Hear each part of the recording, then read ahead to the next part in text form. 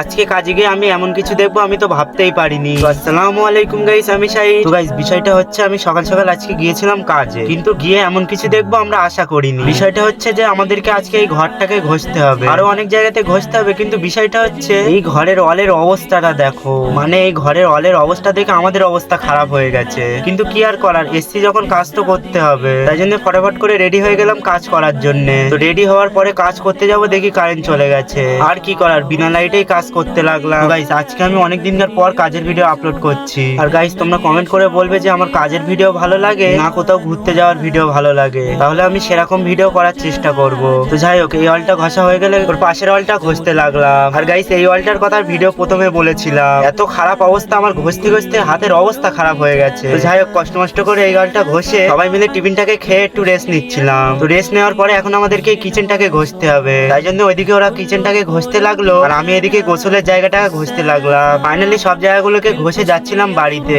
তো বাড়ি এসে সন্ধ্যাবেলা গিয়েছিলাম বাইকের শোরুমে, কারণ এই মালটা বাইক কিনবে তাই। তো আজকের ব্লগটা এই পর্যন্ত। ব্লগটা কেমন লেগেছে অবশ্যই কমেন্ট করে বলবে। দেখা হবে পরের ব্লগে।